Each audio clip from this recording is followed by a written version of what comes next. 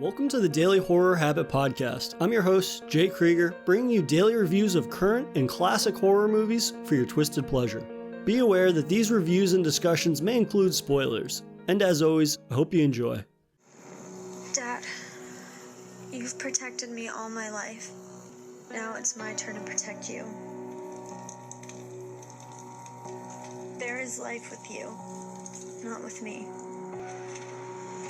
Don't come looking for me. I'm safe. I'm fine. Mr. Vogel, I wouldn't normally release someone with this type of infection. Dad! I need you to follow the rules here. The quarantine is 8 weeks in. She's probably going to show more signs of aggression and hunger. When that happens, say your goodbyes and get her straight through quarantine. I made a promise to your mother that I will protect you. Quarantine rules apply to everybody, Wade.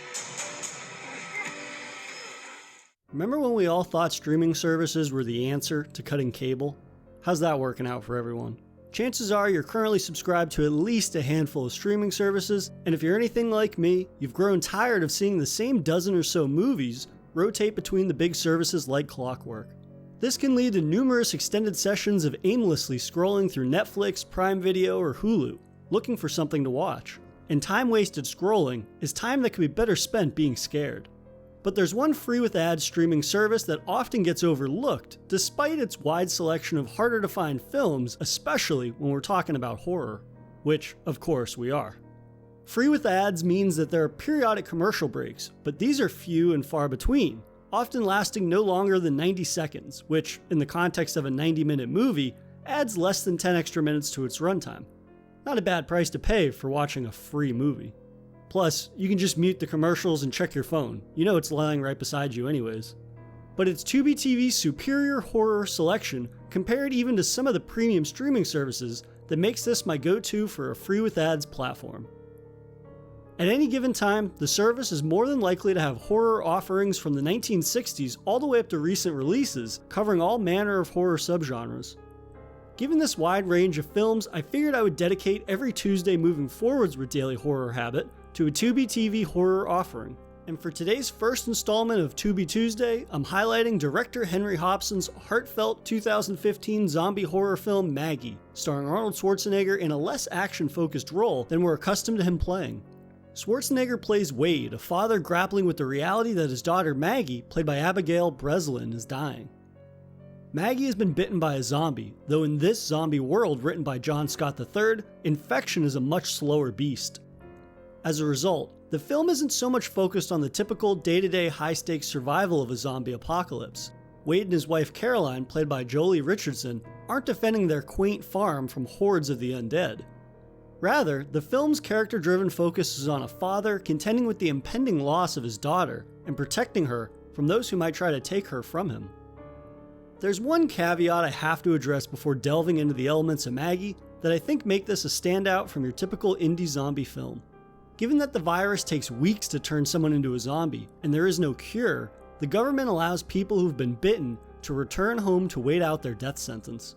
These infected individuals are supposed to report to a quarantine facility once they're close to turning into a zombie to ensure that they can be properly euthanized.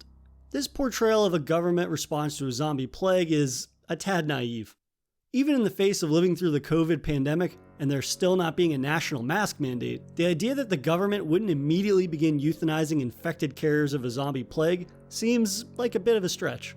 Even with the real-world experience of COVID deniers, it'd be hard for someone to deny the existence of zombies when they're seconds away from ripping off your face, you know?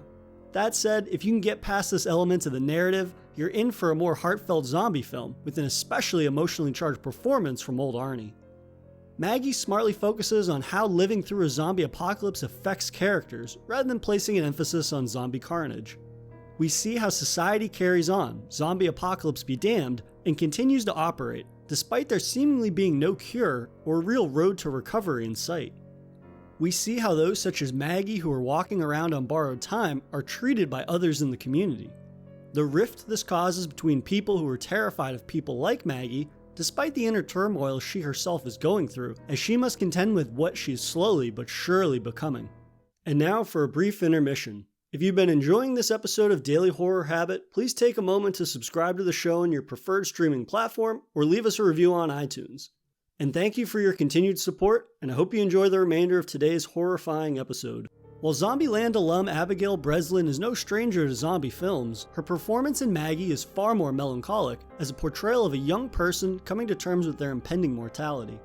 There's a scene where Maggie visits with friends around a campfire, and the boy she likes, much like herself, is on borrowed time.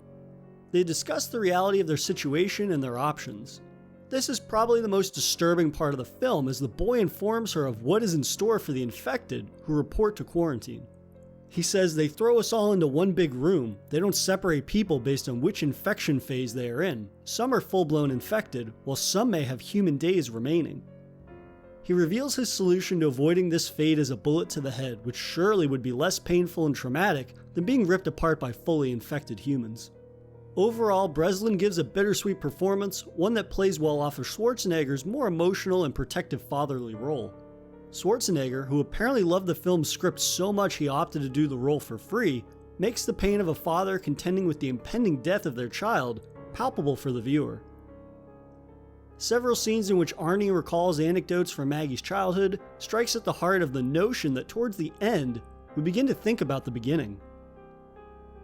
Whether it's recalling the past or the father-daughter bonding over Caroline's poorly cooked apocalypse meal, the role highlights an uncommon side of Schwarzenegger's acting range. Through Schwarzenegger's character, the conflict of the film arises, a conflict that further fleshes out Maggie's world. Inevitably, as citizens are given some freedom in how they choose to handle their infection, some ignore the quarantine mandate.